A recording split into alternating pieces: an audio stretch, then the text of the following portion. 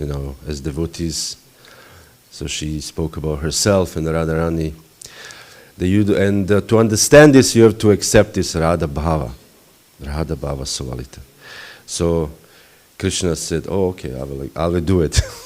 So he manifested his golden form. At that very moment when this whole drama was going on with Rukmini Devi, Narada Muni appeared and he was saying, "I'm very depressed, despondent, because the whole population of Kali Yuga is drowning in the ocean of sin, and I would like to do something about it." So Krishna said, "Okay, I will incarnate to propagate the chanting of the Hare Krishna mantra. At the same time, I will incarnate to taste the nectar of what my devotees feel towards me." So this is the internal, external reasons of Lord Chaitanya. Today we will speak about appearance of Lord Chaitanya.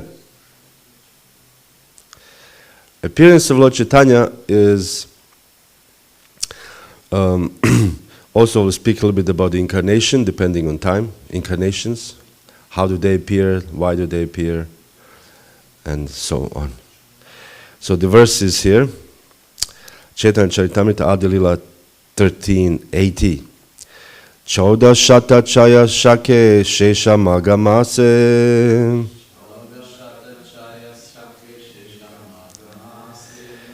Jagannatha Shachira Dehe Krishna Praveshe.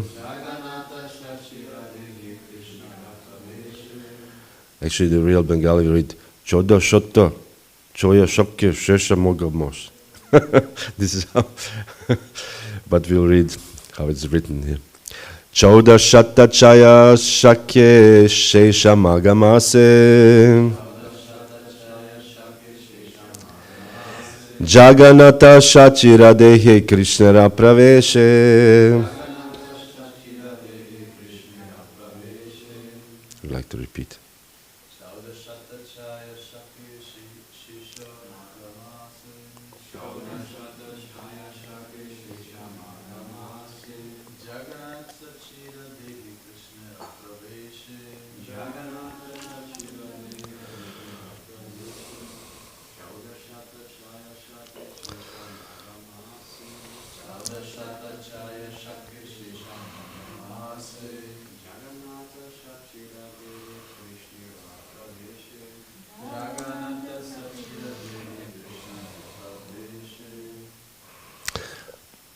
Mothers.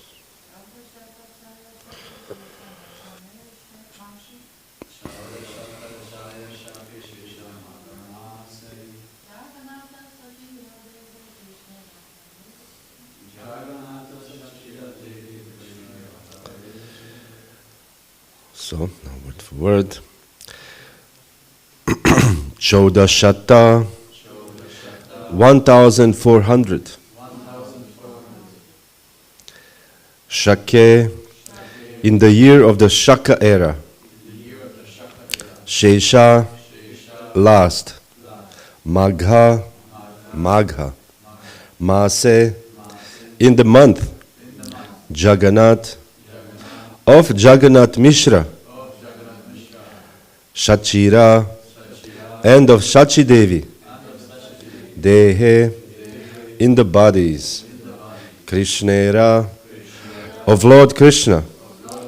Praveshe, by the entrance. Translation and purport by His Divine Grace, Srila Prabhupada. In the month of January, in the year of 1406 of the Shaka era, or 1485 Anno Domini, means our, according to our calculation. So Lord Chaitanya was born 1485. Lord Krishna entered the bodies of both Jagannath Mishra and Sachi. Purport: Lord Chaitanya Mahaprabhu took his birth in the year 1407 Shaka era, or 1486 Anno Domini, means this Christian calendar. Anno Domini means, after Christ. In the month of Falguna. But here we see that he entered the bodies of his parents in the year 1406, 1 year earlier, in the month of Magha. Therefore, the Lord entered the bodies of his parents 13 full months before his birth.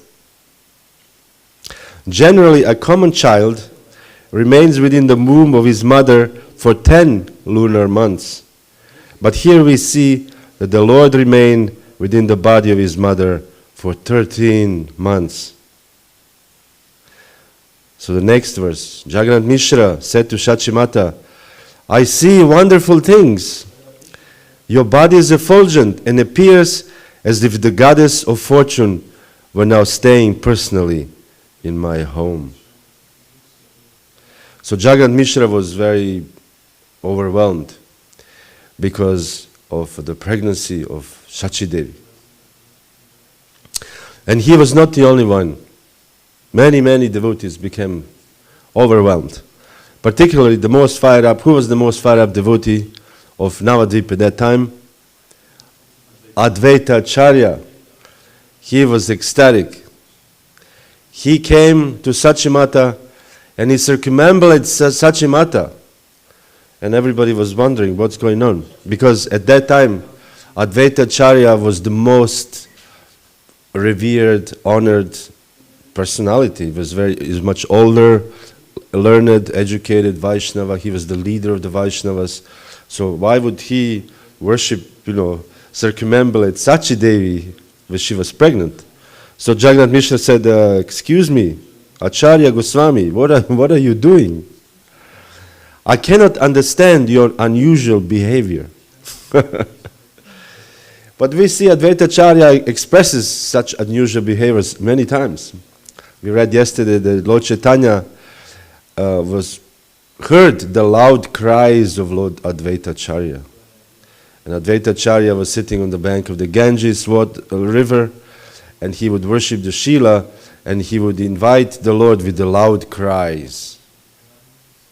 So this was our installation of the deity of Lord Chaitanya. Abhishek with water and loud cries of the chanting of the Hare Krishna mantra. So this is also unusual behavior. So Advaita was circumambulating this, and Advaita-charya said, Jagannath, now you don't understand, but you will understand in the future. So I was just thinking when he told this to Jagannath Mishra, we as devotees, many times we do not understand things, how Krishna arranges. And we do not understand the power of devotional service. Especially after some time, we are in the devotional service, and then we think, okay, this devotee, I've seen it, Mangala Arati, I've been many times, and Ratha Yatra, I've seen 3 Ratha Yatras. I went to Vrindavan once,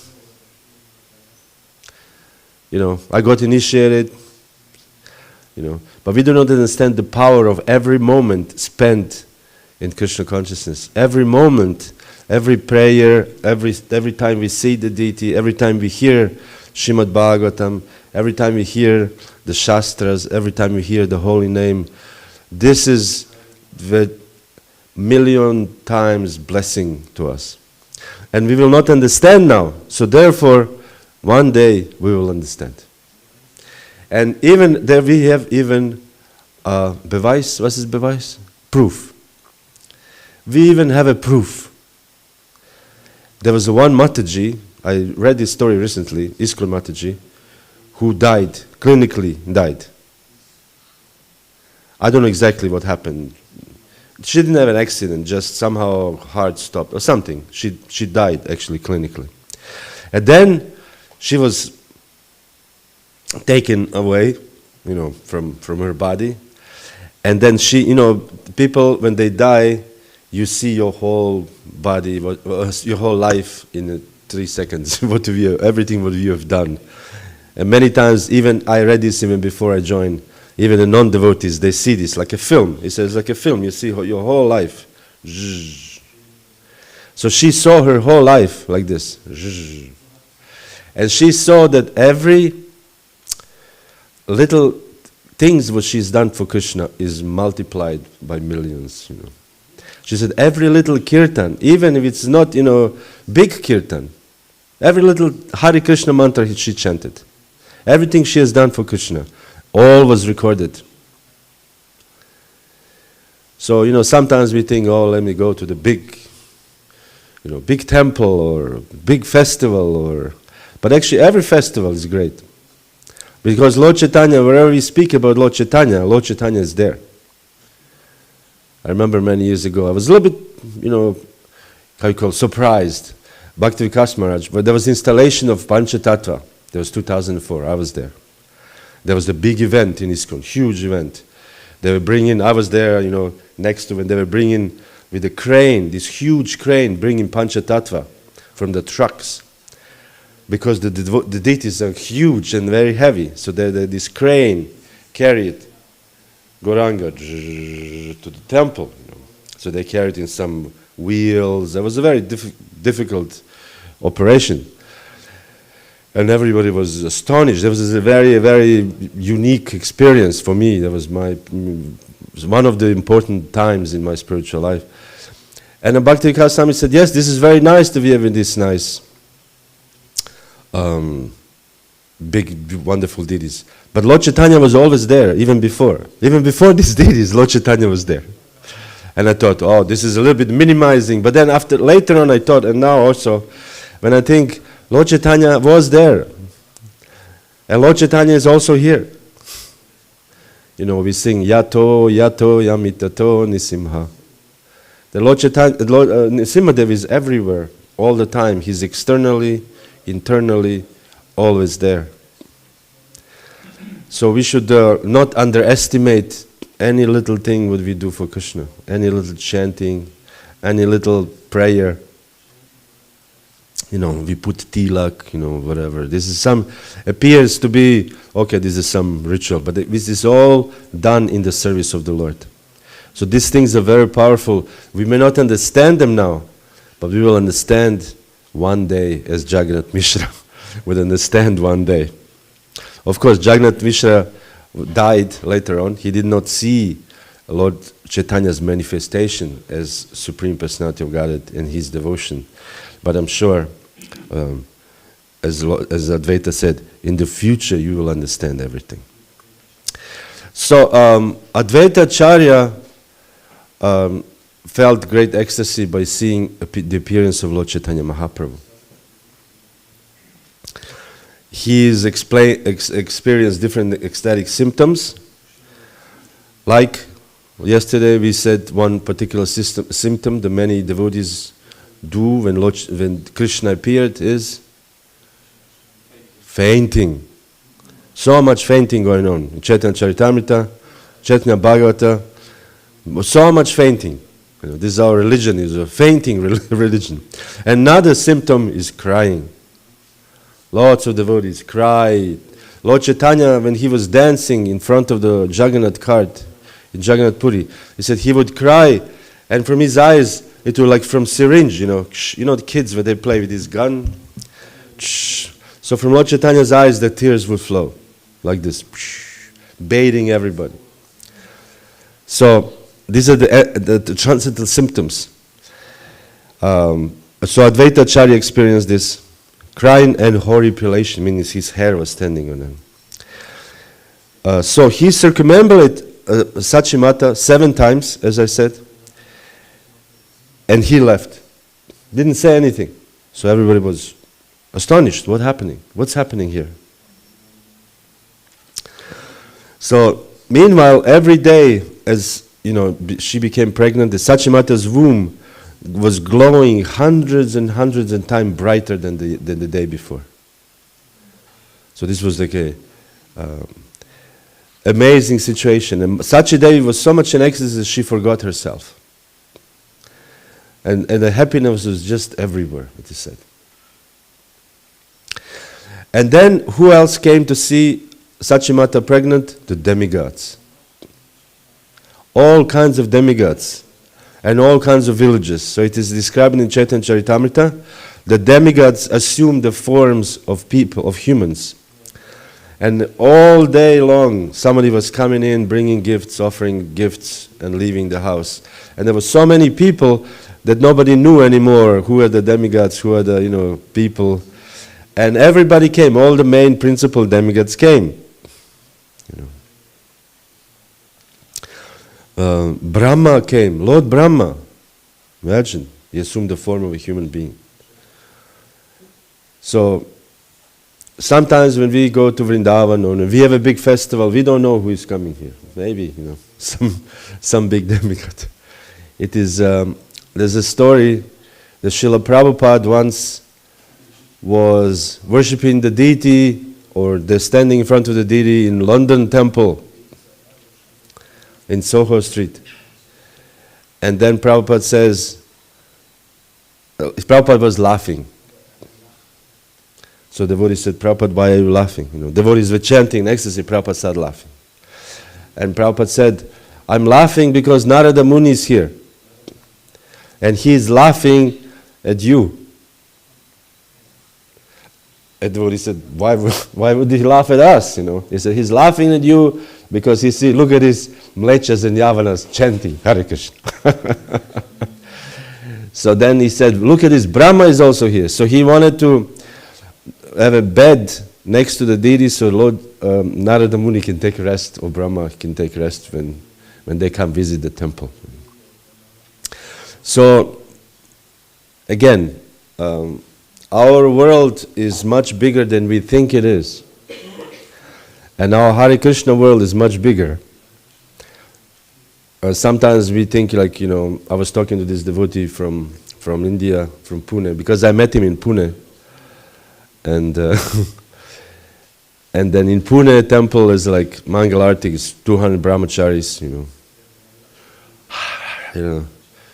many devotees. Sunday feast is like, I don't know, tens of thousands. There's like a river of people. And I said, it's a little bit different here. And he said, yes, it's different here. We don't have 200 brahmacharis, we have a 10, whatever, or a few. But nevertheless, our world is not small because we have all these personalities who are with us, the transcendental personalities, the demigods, the associates of Lord Nrsimhadev, associates of Prabhupada, they're all here. So demigods, they also came to offer all kinds of gifts, and they start praying. Some demigods start praying to the Lord in Mother Sachi's womb. All glories to the Lord who is eternal, All glories to the Lord who is infallible and who is eternal bliss personified. All glories to the Lord who always protects his devotees. These are all the names of Krishna, Bhakta Vatsala. The Lord who is infallible Lord is? Anybody knows? Achyuta.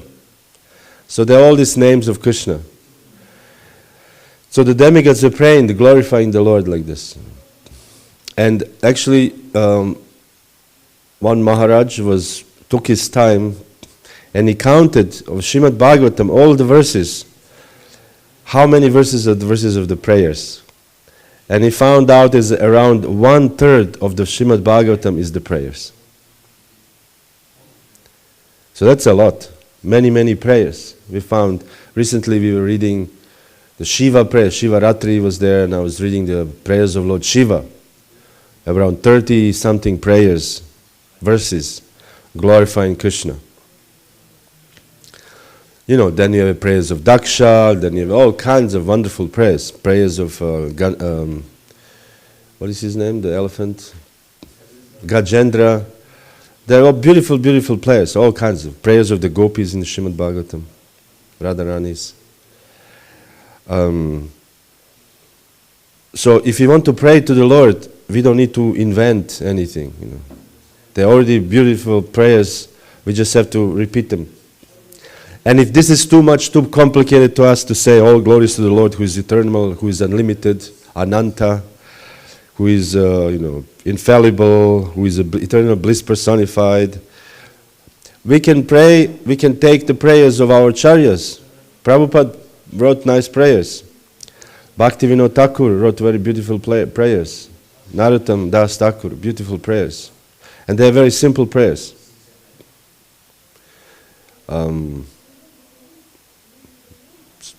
Gauranga Duti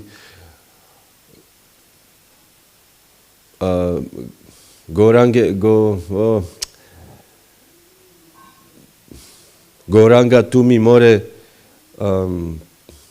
Doyal Nachadiya, for example. It's a wonderful song of Bhaktivinoda Thakur. Gauranga Tumi More Doyal Nachadiha. Meaning, my dear Lord Chaitanya, please do not kick me away from your lotus feet. Such a beautiful prayer. So we as devotees, we can pray like this. Please don't kick me away. Because Maya, material energy, is right there next to us waiting to take us away. And every moment, any moment. So only for us is to pray to Lord Chaitanya to somehow keep us to his lotus feet. So for example, one prayer. Anyway, so demigods offer these wonderful prayers, many different prayers. All glories to the Lord of Vaikuntha. What's the name of the Lord of Vaikuntha?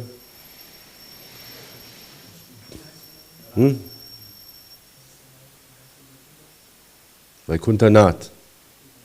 Because Nath is the Lord of Vaikuntha. Radha, the lover of Radha. Radha Kanta, the Radha Raman. All glories to the Mahavishnu who lies in the causal ocean. What else we have?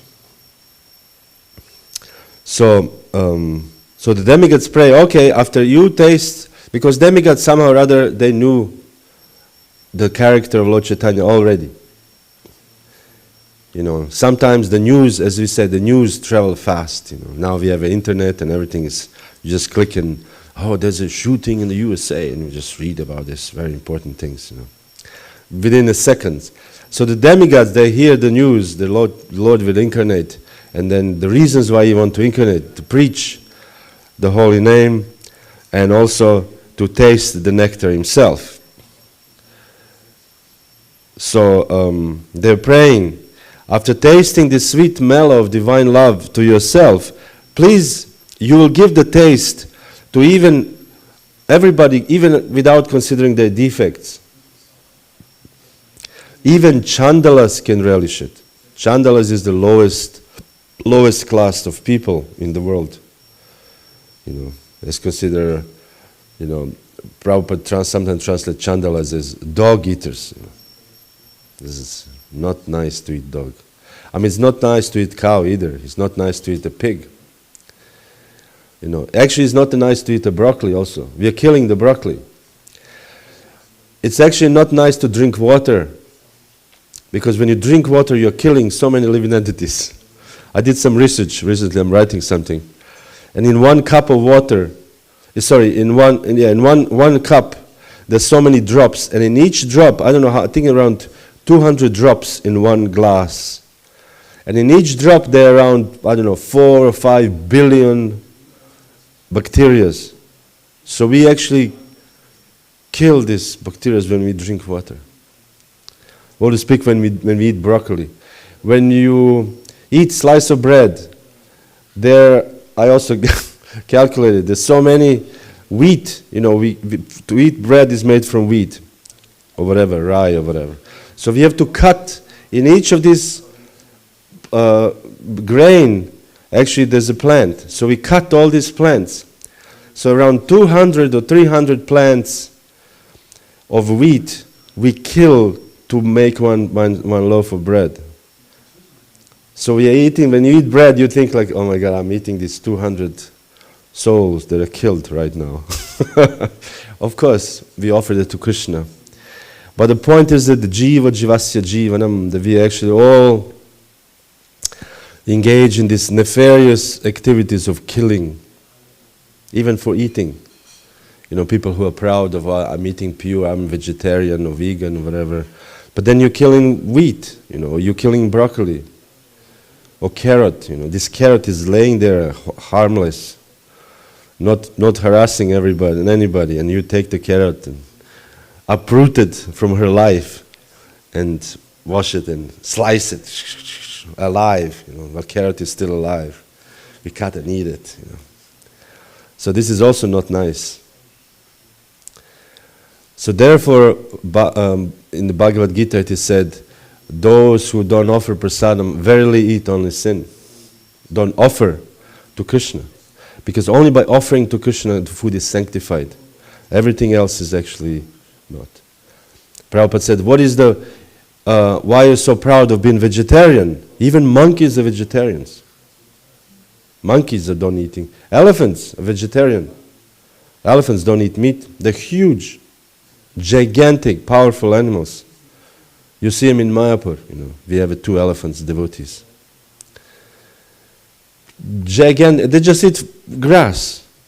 Amazing. So, why are you so proud of being vegetarian or vegan? This is also, But the point is actually to be a devotee and to offer this to Krishna, to offer food to Krishna. Anyways, then demigods are praying further. Please give us also these particles of prema, so we can also join you glorifying Radha and Krishna. So then the demigods circumambulating Lord Gauranga, the whole house and everything. And they say, all glories to the inaugurator of the Sankirtan movement, those who starts the Sankirtan movement. And everybody was praising, everybody was praying, everybody was praising the Lord. Lord Brahma with his 4 heads, 4 mouths was constantly offering prayers to the Lord. So Mother Sachi was very much satisfied hearing all these prayers. And she was always, she was returned to all this with kindness. She was very kind to everybody. She was very nice to everybody. Then the day has arrived that Lord Chaitanya is supposed to be born, Gauranga supposed to be born. And at that time, as this Lord Chandas in his Chaitanya Mangala said very poetically, Rahu swallowed the full moon, meaning there was an eclipse. There was the eclipse of the moon, lunar eclipse, so-called. So at that time, it's considered inauspicious time. The temples are closed at that time in India. And what is advised is to chant the holy name. So Lord Chaitanya appeared at that moment also symbolically when everybody was chanting the holy name. And it's described that chant, Hari Bol, Hari Bol. We don't chant too much Hari Bol sometimes, but Hari Hari Hari Bol, Hari Hari Bol. There's this song, Mukunda Madhava Govinda Bol. This is from the Lord Chaitanya's pastimes. So, Lord Chaitanya was born, and this was like while he was being born, hundreds of people were chanting the holy names.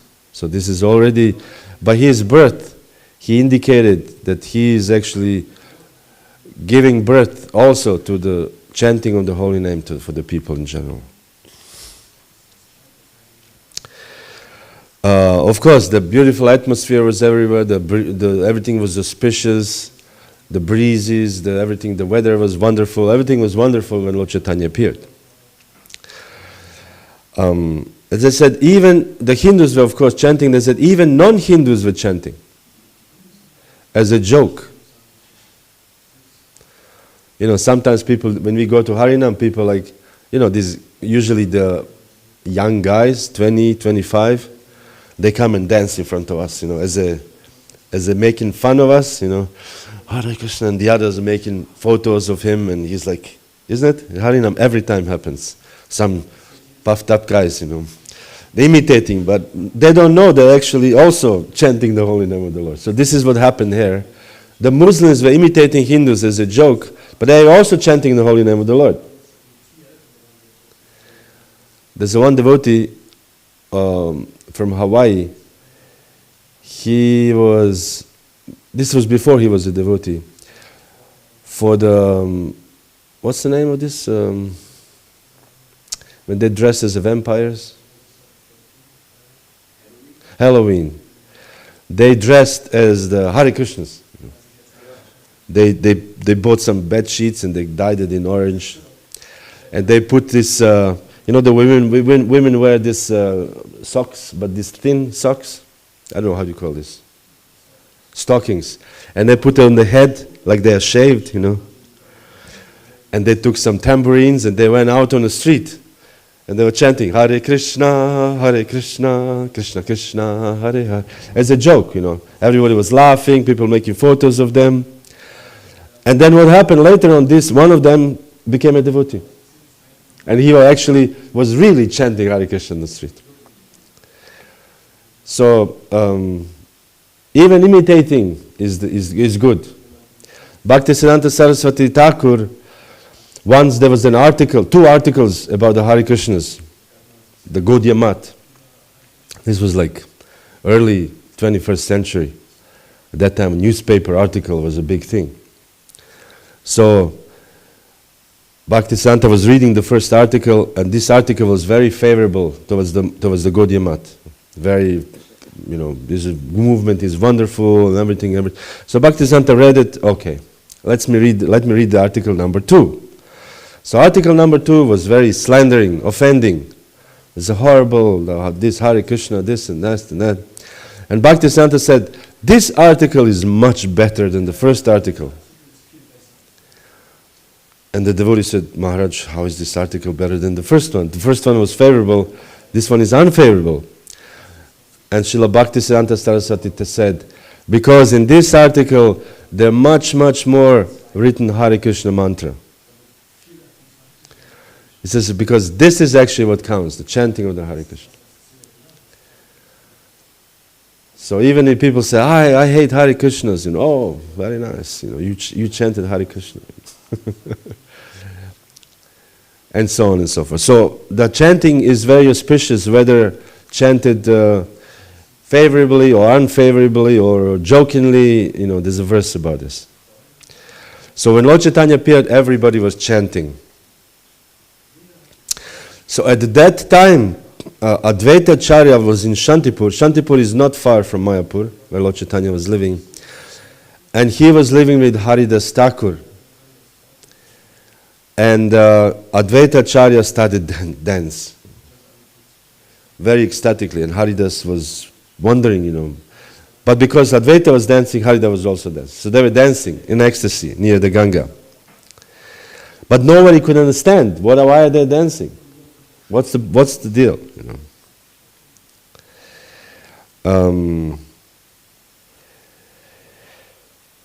So, when Lord Chaitanya was born, when Gauranga was born, Sachimata was so happy and she said, please Jagannath, please come to see the beautiful face of your son. So when the village ladies heard that the Gauranga was born, or they call it Vishvambara, they named him Vishvambara, the whole village came to see him and they were chanting Jai, Jai, Jai. But again, not only the human ladies, they also came the demigod ladies. And they said even the Naga Kanyas, Kanya means, Kanya Kumari, anybody knows? Kanya means daughters. The daughters of the Nagas, they came to offer the gifts to Gauranga Mahaprabhu. They said that the personified Vedas also assumed the form and they came to offer, to pray to Lord Gauranga. So we have an amazing philosophy that even the book can incarnate. So Lord Chaitanya, they said, his every limb was an abundance of rasa. And his body was like a condensed nectar. So whoever saw his body became immediately satisfied, just by seeing the Lord. Because sometimes we think, what are we going to do in the spiritual world, because we have to do something, we used to do things, Like in Vaikuntha Loka, the devotees are just having darshan of Vishnu. And they're very extremely, extraordinarily satisfied by having darshan. It is described in the book called Bhagavatamrita by Sanatana Goswami, when one devotee, Gopakumar, went to Vaikuntha Loka, and he had a darshan, and every day they had a darshan, and this was like this huge event, just to have a darshan of the Lord. So we should not think that, what will I do, it's boring in the spiritual world. On the contrary, the spiritual world is full, our senses will be fully enlightened. Our senses at this moment are not enlightened, and therefore we need something to satisfy them. You know how people travel in the S-Bahn or U-Bahn, and everybody has this Kopfhörer. They have to listen some music, because how are you going to sit here in this horrible train? And so they want to hear this latest music, and they're sitting there. They want to eat something. They want to smell nice things. Perfumes and this industry. If you go to Galeria Kaufhof, the first floor is full of perfumes. I was thinking, wow, I was wondering, who is buying all these perfumes? I understand one or two, okay. But 1,000 different types. Apparently people are buying, They would not be there. So people are eager to satisfy the senses, because senses in the material world are never satisfied. But in spiritual world, senses are fully enlightened, meaning that there's nothing missing, there's nothing lacking. So just by seeing the Lord Chaitanya, all senses are becoming enlivened. See, Gauranga's face shone with the glow of hundreds of moons. The moon is very glowing. There were hundreds of moons, his face. His smile resembled a blossoming lotus flower. We have it now in Köln temple right now. Is blossoming magnolia tree. You know magnolia? It's a very beautiful tree. And on this tree, no leaves. There are no leaves on the tree. But there are flowers. Very beautiful, this big. Beautiful magnolia flower. And now it's just now blooming, And it looks so beautiful. So the lotus flower is even more beautiful. So his smile resembled the beautiful blossoming lotus flower. So his nose is highly raised. It's a raised nose, Lord Chaitanya. Sometimes we have a nose like a boxer nose or whatever. Lord Chaitanya has a raised nose. And many times this is described also Krishna comparing his nose to a sesame flower. Anybody knows what sesame flower looks like? Let me look at the internet. Sesame flower.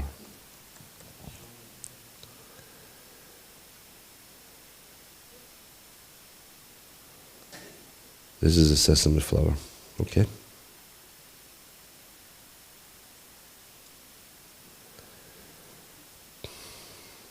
Where is it? Sesame flower.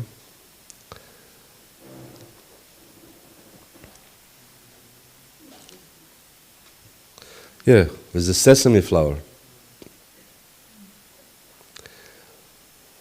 So, the nose of Lord Chaitanya is as beautiful as the sesame flower.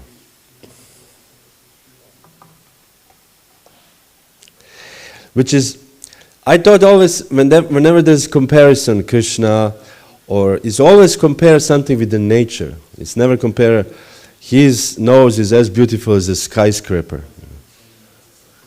It's always compared something with the nature, with the beautiful lotus flower, with the moon.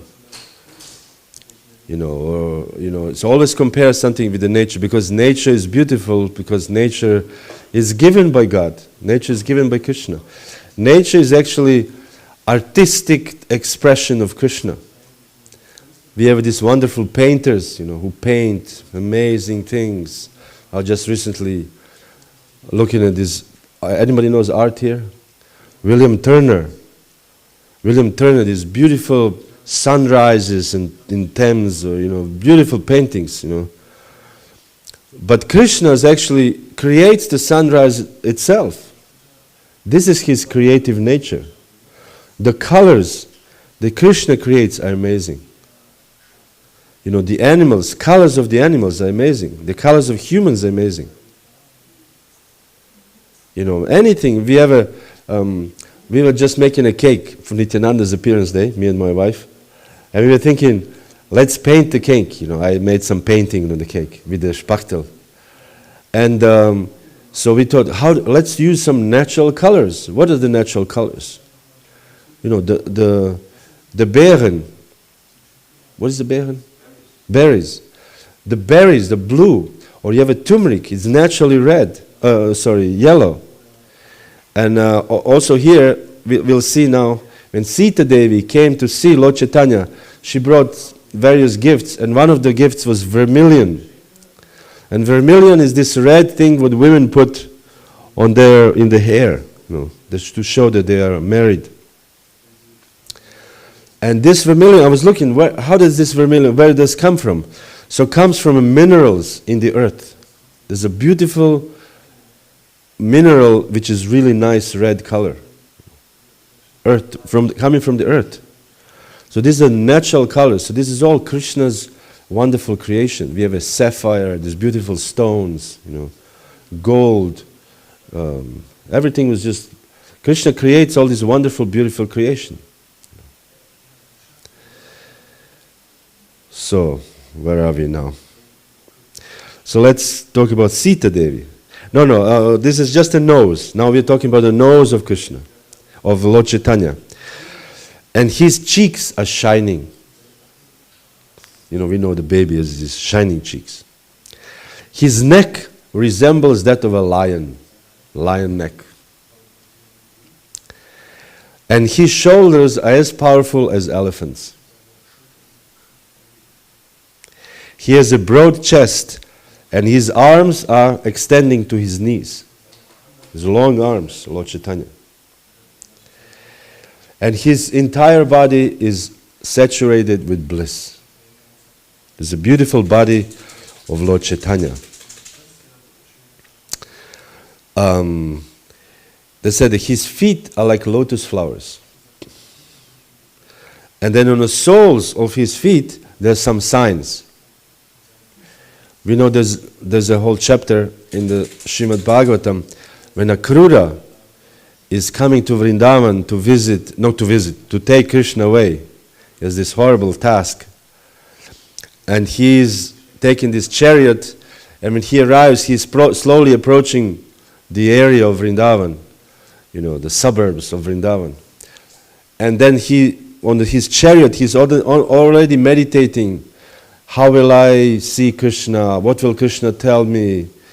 And then he meditates on Krishna already on the point of ecstasy, and he sees in the sand the footprints of Krishna. How does he know that this is Krishna's footprints? Because there are signs on Krishna's feet. When he steps, the footprints resemble certain things. So then he knew this is Krishna's footprints, and he jumped immediately and started rolling in this dust, saying, wow, this is Krishna's footprints over here. Prabhupada says this is the ideal way to approach Sri Vrindavan Dham. When we go to Vrindavan, the first thing when we enter Vrajamandala area, we should stop and roll in the dust. Nowadays it's not so easy. There's not much dust left. Last time I was in Vrindavan, I was with a taxi, and I entered Kosi. Kosi is the village which is on the border of Vrajamandala. So when you see sign Kosi, you're in Vrajamandala. So I was thinking, and the driver was driving like 110, on this autobahn. There's autobahn in Agra, Delhi, Agra. I was thinking, should I tell him to stop, to roll in the dust? But there's no dust. Everything is just buildings, They're building new, high-rise buildings. There's a university there. There's schools. There's these dabas. Daba is like what is a daba? Like a little restaurant on the road. So I was thinking, where do I? And then I saw some Baustelle, and they have some sand. I said, maybe I should roll in this Baustelle sand. But then I thought, anyways, just let it go. And so when we arrived, I found little sand, maybe two handful of sand. So I put it on my forehead. This is the Kali Yuga version of Akruras approaching Vrindavan. But nevertheless, the lotus feet of Krishna, they have some signs on them. And the Lord Chaitanya has on the soles of his feet flag, goad. Goad is this is like a stick you control the elephants with. Chamara, chariot, lightning bolt, to like AC/DC, lightning bolt. Umbrella, swastika, jambu fruit, and triangles surrounded by water pots.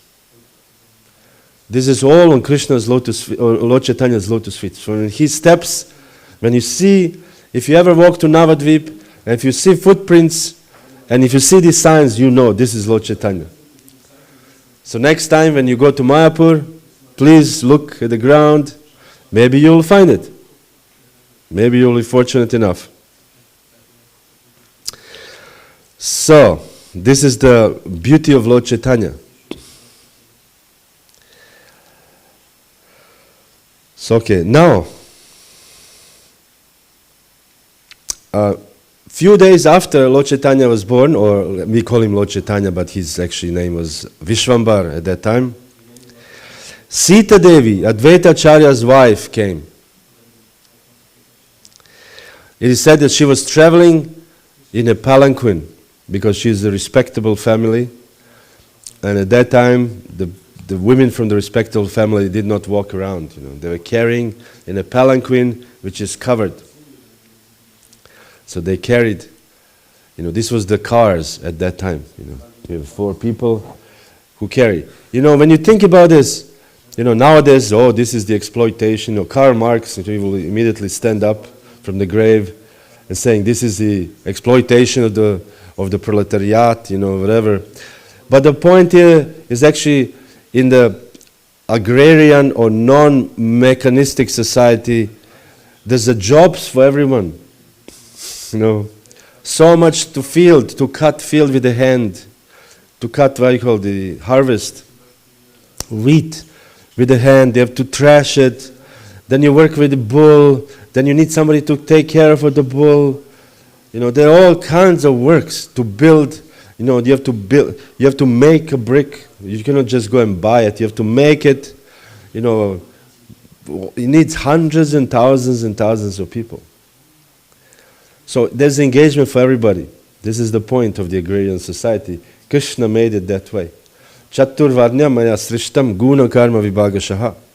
In the Bhagavad Gita, Krishna says that I created these 4 different statuses of the society. And it is described in the Srimad Bhagavatam that majority of people in this world are Shudras. Shudras mean the workers. And we know many people, they just find a job. You go to university, you get a degree, you get a job. That's or you don't go to university or you get a job. This is the mentality of a Shudra, work for a master. Then you have Vaishyas who do business. There are people who do business, always do business. There are kids who sell lemonade on the street, or whatever.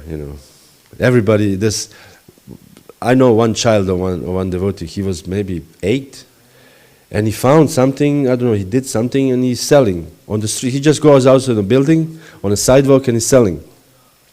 8 years old, I said, you see, you don't need to do the Varna calculator, You can just, this person is a Vaishya. He obviously is 8 years old going out and selling on the street, So, And and others also. Kshatriyas, they have this mentality of, propensities to be violent. Police, army, there are people who are attracted to these guns, and the people like this. And then yet you have another who are brahmanas, who like to read all day. Or we call them these nerdy people, even with glasses, They're just reading all day. When we go to school, and they're always in first row, there are two of them, and they're like always. Who knows they know. Everybody's like, man, how do they know all these things?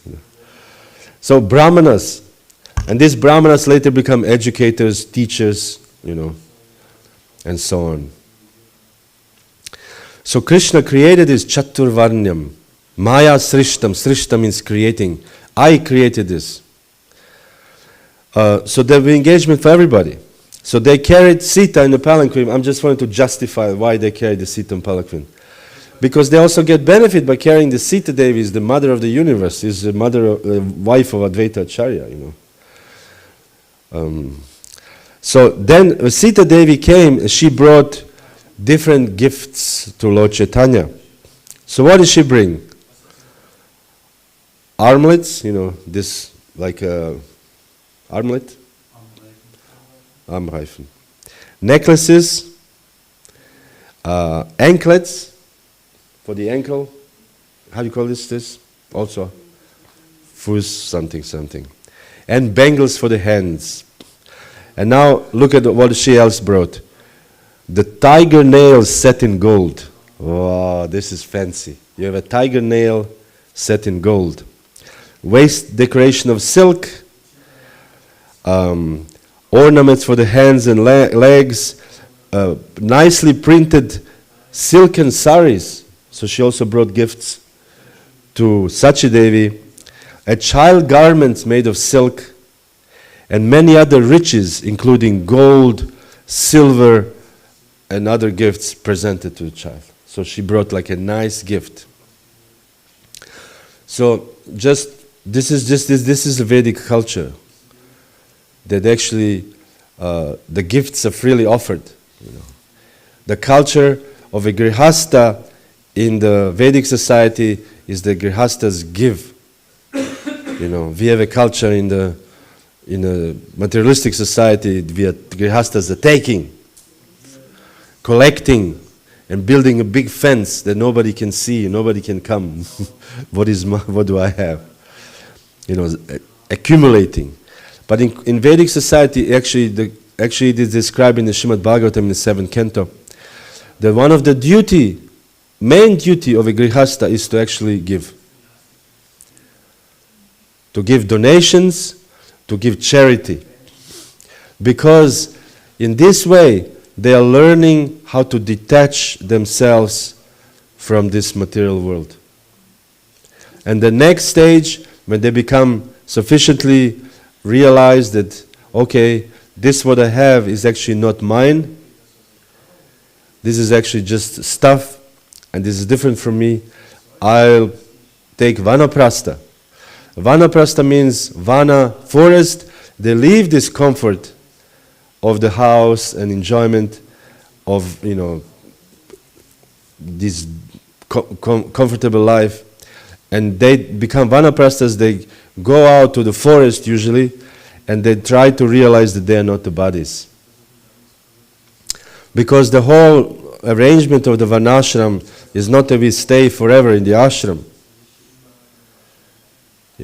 But actually purpose of the ashram is to make us realize that there's something higher. Ultimately, there's a service to Supreme Personality of Godhead to be done. And we know even women are becoming, in the Srimad Bhagavatam, are becoming vanaprasthas. Although for women it's very difficult to renounce things. We don't see women sannyasis in the Vedic culture. But they take vanaprastha. When the husband goes to the forest, the women follow. They go with the husband and do whatever the husband does. And when the husband, actually in the Srimad Bhagavatam 7th canto, it is also shown the activities of vanaprastha in the forest. What do they do?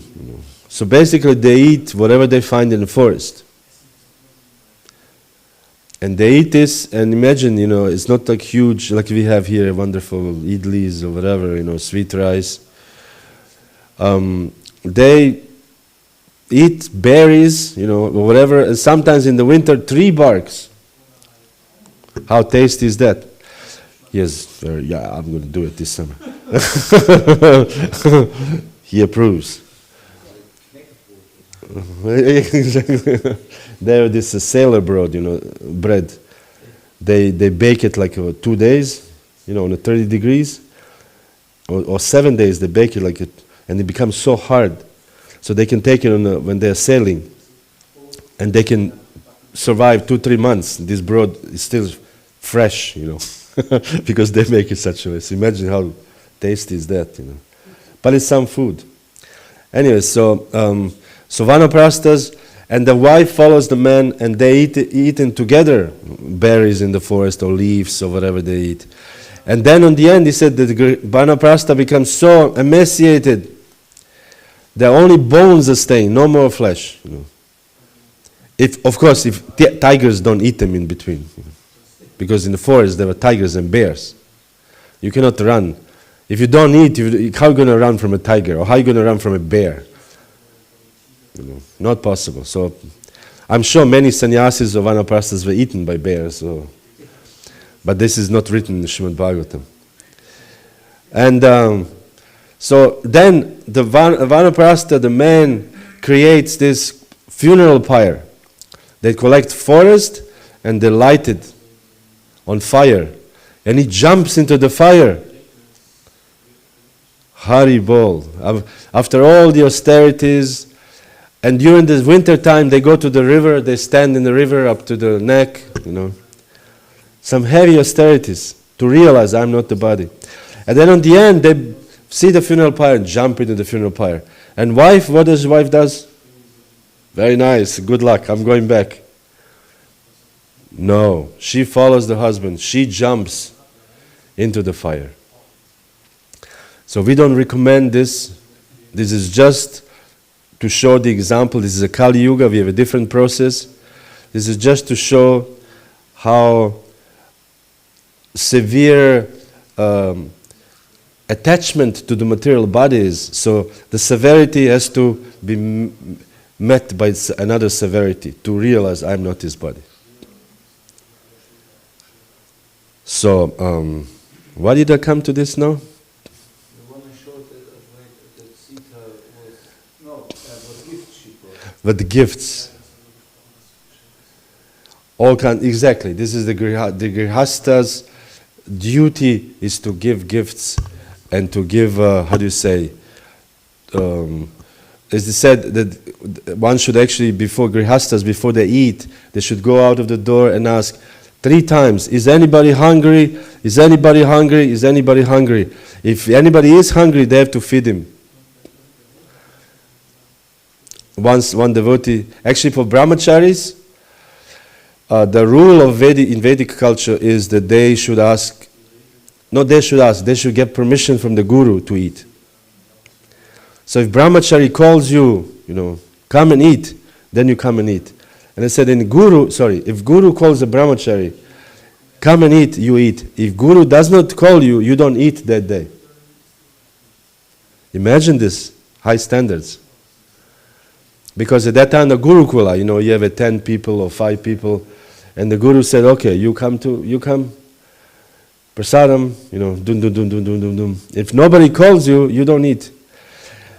And one devotee asked Prabhupada, I read this, then in Vedic times, the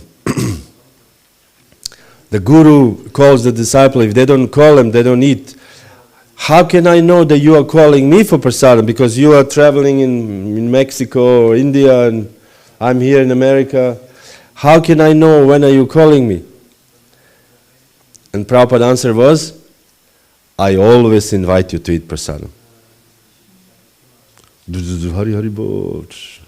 So we are always invited by Prabhupada to eat prasadam. So we don't need to worry about this at all. So anyway, she brought all these wonderful gifts. Man, I didn't even start about the different incarnations. Maybe I'll do this tomorrow. Sita Devi brought us all these wonderful gifts. And then she also brought eatables, dresses, and other things. And then she said, she was thinking, except for the color, I see here Krishna, the Lord of Gokula, in front of me. So I don't see the difference between Lord Chaitanya and Lord Krishna, except the color.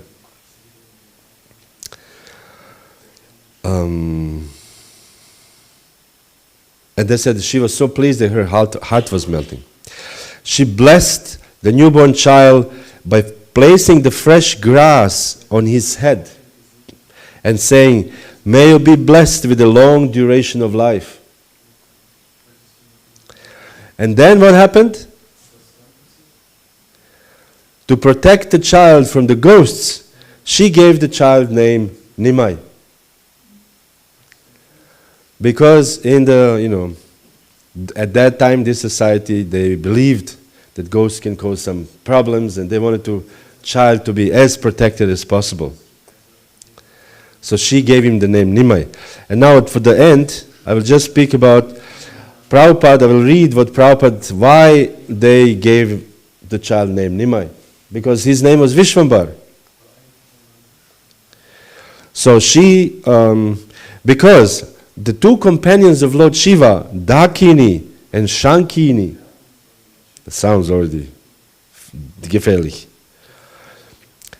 They are accompanying them. They're known to be extremely inauspicious. These two, because they have been born of a ghostly life, and it is believed that these ghostly creatures cannot come close to the neem tree. And Prabhupada says, medically, because Prabhupada studied medicine, he had a medical shop, that medically this neem is considered antiseptic, meaning purifying, very purifying. So meaning that these ghostly creatures, they don't come towards something which is purifying. Sometimes, either some temples, or when we start a center, the house is old. Once we rented one house which was ex-student party house. The carpet was not it was a party house. Imagine. So we thought, let's purify the house. So we took a picture of Lord Nrsimhadev, blowing the conch wherever we went, and with a bunch of incense, and we just chanted, Ugram Vira, Mahavishnu, Jvalantam, Sarvatamukam, Nrsimhabhishanam, Bhadram, Mrityu Mrityu Namamiham. And we go to each corner of the room, purifying with the conch. And it's true, next morning house was purified a little bit. So, meaning that these kind of impurities or ghostly creatures or tamas in general cannot come to the place where there's a purity. Tamasima Jyotirgama. This is described in the Brahma Sutra or Vedanta Sutra. Get out of the darkness and come to the light. So, because two cannot coexist, either tamas or light. So this is it. Then antiseptic, and then it is said that formerly the family used to have a neem tree in front of the house for this very reason. And not only that, but it's also practical because at that time, even a few hundred years ago, people didn't have toothbrushes. We have a toothbrush nowadays. How did the people brush their teeth? They take a branch of a neem tree and they brush teeth with the neem tree. Now I don't know, but at that time, when I even came to India in the 90s, I saw many people. They were actually, I didn't see anybody brushing teeth with a toothbrush. Everybody was brushing teeth with a neem branch. Because it's also antiseptic, it's purifying the gum, and it's cleaning the teeth. So,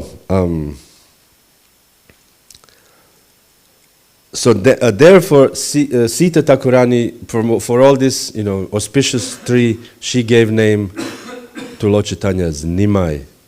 And later on, he was known as Nimai Pandit. It's 900. Nimai Pandit ki Jaya.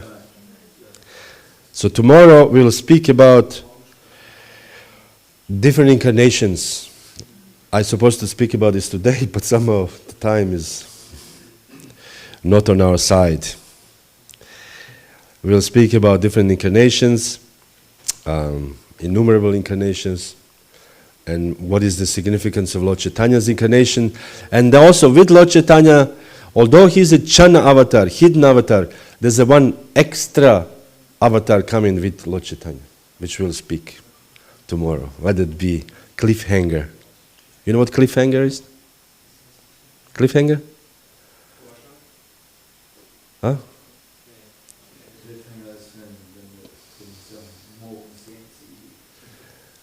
You know, everything goes well and somebody opens the door and comes with a gun. And you think, oh no, and they said, to see what's next, Staffel morgen, Staffel Nummer 19, and you think, oh my God, I cannot wait tomorrow to see what happened with this gun. So this is offering this cliffhanger. What is the secret incarnation to come with Lord Chaitanya as a secret, already secret incarnation? Shri Krishna Chaitanya Mahaprabhu ki Jaya, Shri Nimai Pandit ki Jaya. Yes. One with this neem toothbrush is actually very scientific, because just before they use it, they chew it, it becomes like Yes. brush. Yes. And then already this Juice. comes out and purifies, although it's very bitter. Yes. And then after brushing, then they break it into two, and it doesn't break, it still stays with the Yes. This they use as tooth, the tongue. A tongue scraper, yes. So, very Practical. practical. And also very pure, very, how do you say? Because sometimes in our toothpaste we have sugar or whatever ingredients, or whatever, fluoride, whatever they maybe not good for your gums or whatever. But this is just natural. Again, Krishna arranged everything. Krishna made everything to be healthy, wealthy, and wise. When Prabhupada was in America, he asked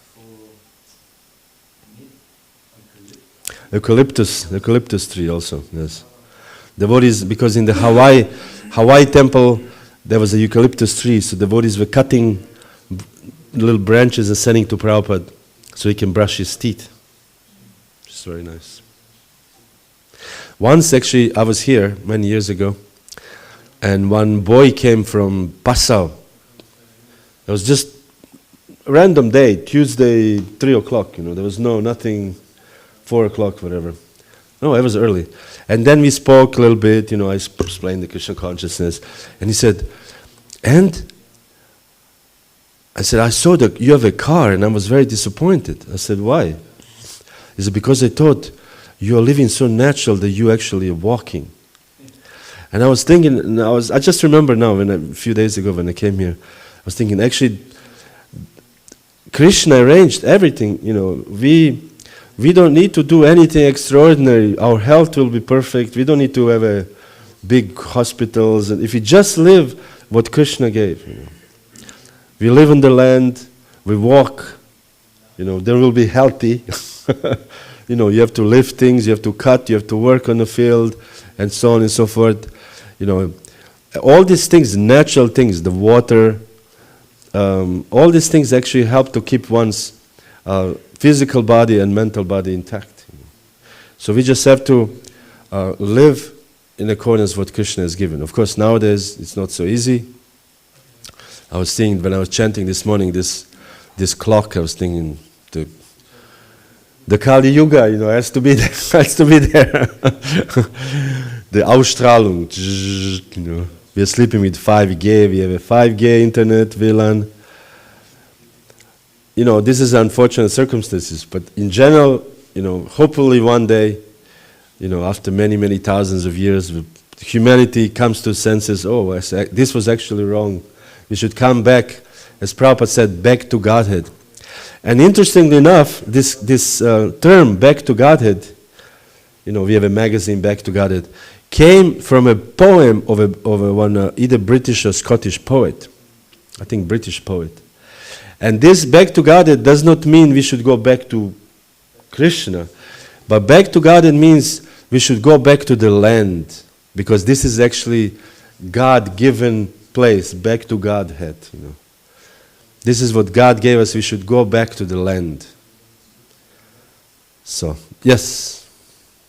So, in another 10 years, probably we'll have more of robotics and artificial intelligence. In another 1,000 years, we'll have more robotics. 10, 15 years. Yes. So how do you think that mankind will go back to Godhead? Where there will be more of robotics and less of humans? Yes.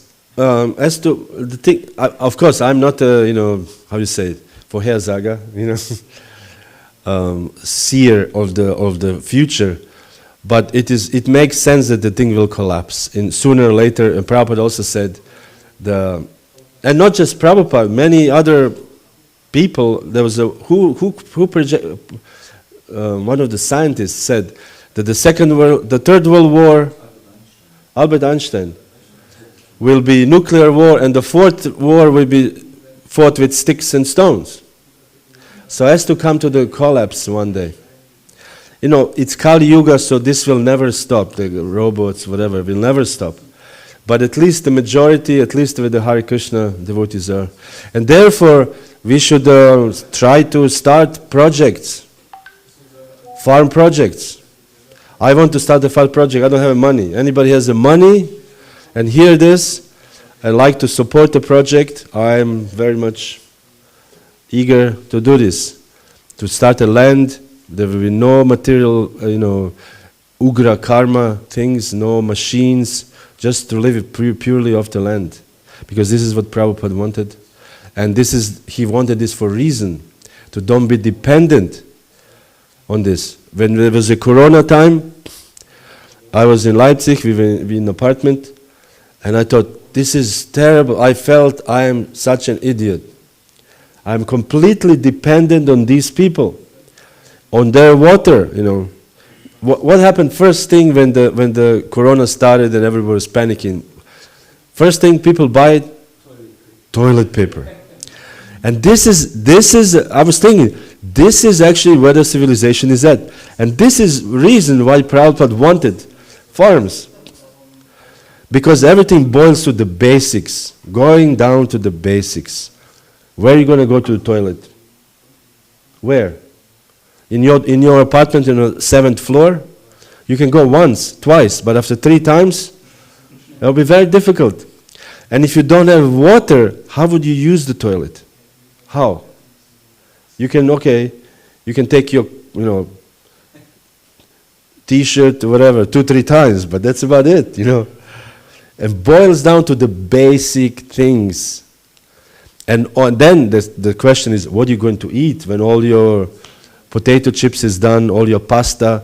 People first bought pasta and passata tomaten. This was the first thing people bought. Toilet paper, pasta, passata tomaten. Huh? Yeah. So when this is all blocked, what are you going to do? Then you're going to wander on the street and kill other people to take their stuff, So therefore, Prabhupada said, I actually just read recently, he said there'll be time that millions of, not thousands, millions of people will come to our farms. So we have to have these farms. This is my mission from May on. I want to have this mission to start farm of self-sufficient or whatever you call it, farm in Germany.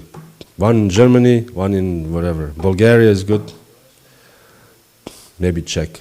Or Czech they have Czech. But one more, why not? And this is what Prabhupada gave this with reason. Anyways, 9:10. Shinimai Pandit ki Jaya. Srila Prabhupada ki Jaya.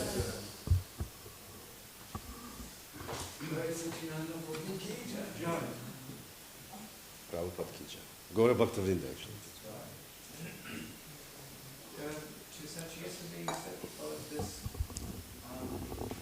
Mahaprabhu